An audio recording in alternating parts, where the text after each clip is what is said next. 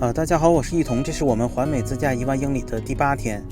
我们已经跨过了加州、亚利桑那州、新墨西哥州和德州，现在呢是在路易斯安那州的首府巴吞鲁日，正在往路易斯安那州最大的城市新奥尔良的方向开。巴吞鲁日呢离新奥尔良呢只有80英里，大概1个多小时呢就能开到。首先，新奥尔良这个城市呢，在法国殖民地时期呢曾经是路易斯安那州的首府。在美国建国初期呢，也是人口数排名前3的城市，而且奥尔良这个名字呢，就是取自于当时法国的摄政王奥尔良公爵。值得一提的呢，是因为法国呢在与英国的7年战争中的失利，不仅把作为法国殖民地的加拿大赔给了英国，顺带呢也把路易斯安那州的一部分区域呢也给了西班牙，因此西班牙呢也统治了路易斯安那州几十年。这场战争呢产生的连锁反应呢，就是英国成为了当时的海上霸主。但是因为在战争中消耗过大，英国开始对北美洲强征暴敛，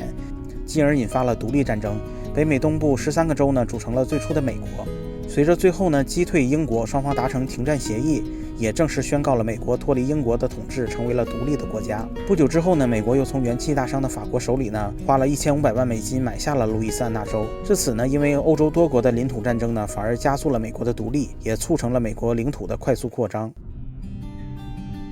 现在可以看到，因为路易斯安那州呢在密西西比河下游，所以跨河公路呢就多了起来。现在公路下边呢就是美国第1大河，全世界第4大河流密西西比河。首先，密西西比河呢相当于呢从南到北把美国分成了东西2块，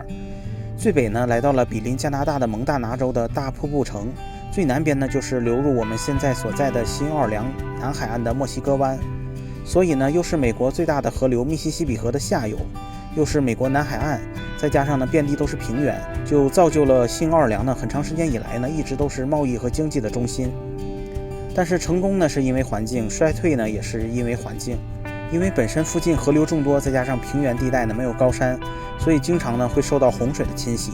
特别是在2005年呢，一场突如其来的卡特琳娜飓风呢，让新奥尔良的80%区域呢都被洪水淹没，造成了上千人的死亡。有1半的人口呢因为灾害和城市的百废待兴呢而搬离了此地。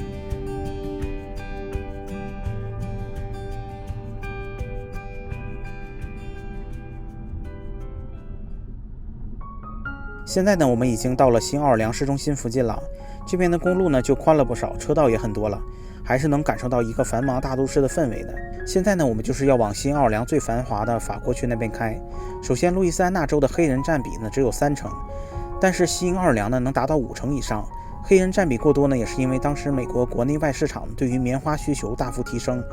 棉花种植园呢大量兴起，但是因为工人不足，所以大量资本家开始来到非洲掠夺黑奴。而且因为南方平原呢多利于种植业的发展，所以大批黑奴呢都聚集在南方。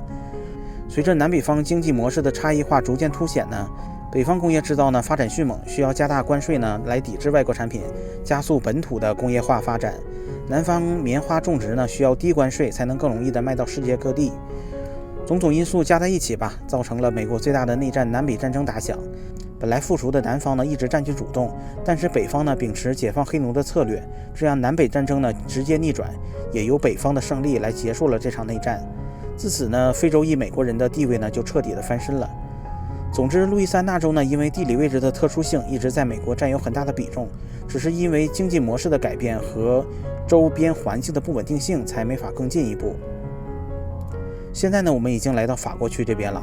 这里呢确实跟美国大部分城市呢都不太一样，街道呢特别窄，感觉呢不太好停车。第一眼呢都觉得可能是来到了欧洲。这里因为又曾是法国的殖民地，西班牙呢也管理过几十年，再加上呢非洲裔美国人呢保留的文化特征，就促成了新奥尔良的文化大融合，也造就了新奥尔良人乐于享受生活，乐于享受音乐美食。所以新奥尔良呢不光是美食之城，也是爵士乐之都。有一种说法呢，就是如果你是一个音乐人，在新奥尔良呢是不会找不到工作的。现在呢可以看到，穿过这条街呢，前面就是最著名的杰克逊广场，并且杰克逊广场的正对面呢就是密西西比河的河畔了。接下来呢，我们就是要找个停车位停下来看一看。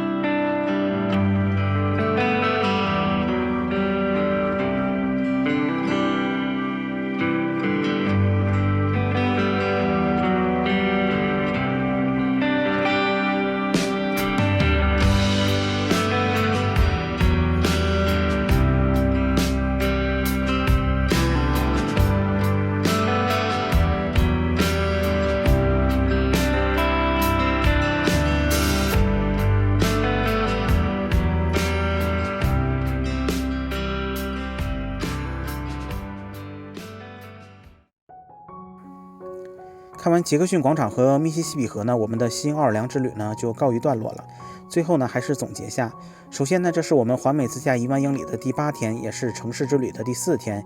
已经跨过了美国4个大洲，来到了路易斯安那州。虽然整个行程呢没有国家公园，但是美国南海岸10号高速公路呢是我觉得最有特点的一条公路。如果不是因为路上呢有很多车，我会觉得呢自己就是在国家公园里开车。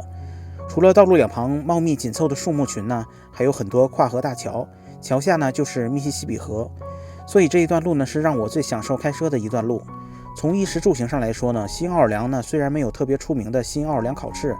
但是因为是南海岸大城市，所以海产品呢是最多最好的，特别是新奥尔良的小龙虾呢也是最知名的。